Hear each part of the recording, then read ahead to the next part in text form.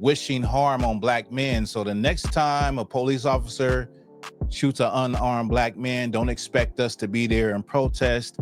Of course, with the immigration, that goes into, hoping for families to be torn apart. All of this vitriol because Kamala Harris did not become the president. When it comes to these elections, right?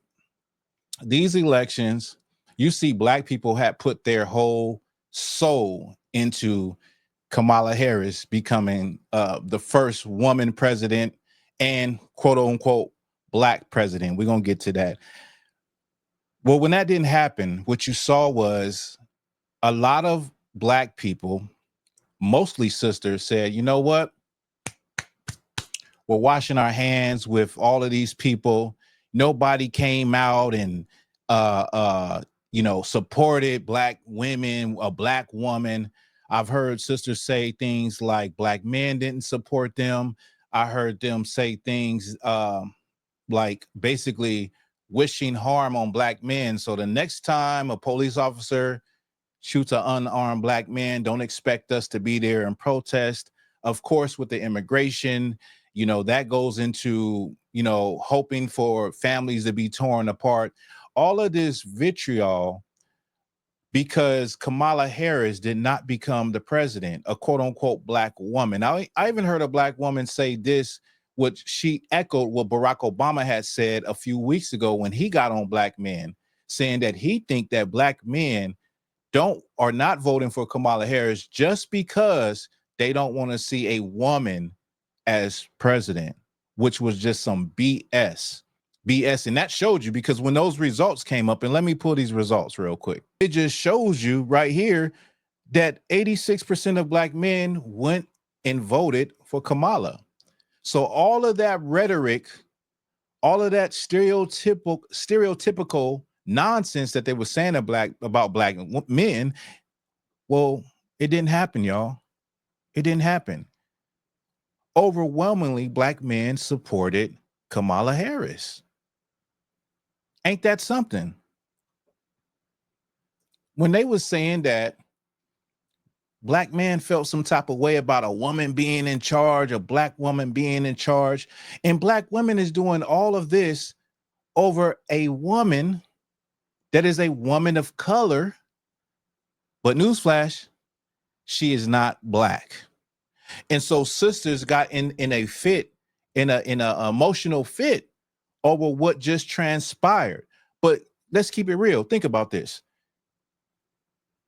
They saying that Kamala Harris would have been the first woman president, right? And then a black woman president. But when have people, okay, think about it. Hillary Clinton was a white woman who could have been the first woman president. They didn't even vote her in. So why is it that our black people are so hung up on the fact that they don't want a black woman in charge? They don't want a black woman this. How is that when Kamala Harris said out of her own mouth, I'm not just going to do anything for black people. I'm not specifically doing anything for black people. So the hopes and desires of black women and black men, because black men voted too, black men that wanted Kamala Harris to be the next president, when she's on camera, you can go look it up, saying, I'm not just going to do anything for black people. What does that mean? What is the point then of her being president for you? It's just vanity, or is it just symbolism? Because she said out her own mouth, she's not just going to do nothing for black people. And then in 1 minute, she was East Indian. And then when it was time to, get the vote of the black community, she became black.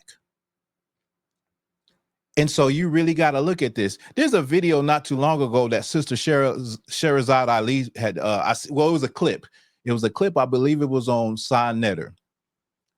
Many of y'all know who Sister Sherazade Ali is. Now, on this clip, she said that the average black woman is emotionally immature. Now, that's a lot that she's saying right there.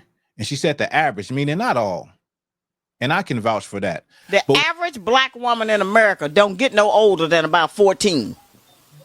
So just talk to her and deal with her like you dealing with a 14-year-old. Don't come at her like you dealing with an equal, because she's not going to be able to accept that. You got to go way back. And we cut off at about 14 or 15. We don't develop and mature no further until we get some new information and accept some different information. Look at a lot of my lectures on YouTube. People have put everything I got out there just about. They rob me every day. So go and look those up and listen to some of those, and they're in short enough clips that you'll be able to get some information and be able to share that with her. Because I give it out really straight and really direct, and I give us useful tools that we can use every day like you're talking about. But if you love her, and she gonna fight against right, because that's how we have been reared by the enemy. That ain't her you fighting. You fighting the demon in her that was put in her by the enemy. But what I seen on social media after this election was emotional immaturity. It was like looking at children that didn't get their way, and then they'll say, you know what?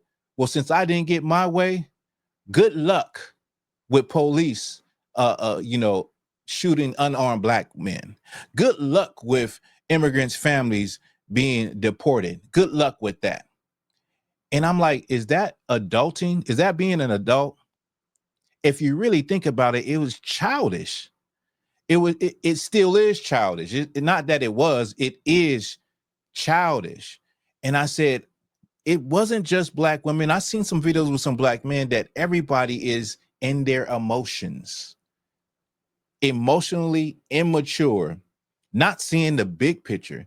What really tripped me out is I'm sitting back looking at the vitriol that black men and women is talking or spitting to black men and to immigrants about how they hope they get deported. They hope that, they're not going to be there to protest when the next black man gets, the unarmed black man gets shot by the police. They're not going to be there. And I'm sitting there and I said,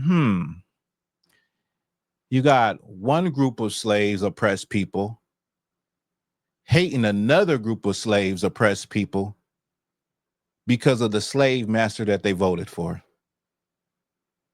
If that is not a slave mentality, I don't know what is. I don't know what is, right?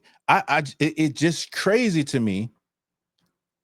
And if you could go back on the plantation and you'll look and say, you'll have a discussion with some slaves. Well, what master do you choose? What master do you choose? Well, I chose such and such master. I chose such a, I hope you get sold, nigga. I hope they sell you and rip apart your family. I mean, it sounds crazy. And I'm dramatizing it, but that's the reality. That's what I saw, yo.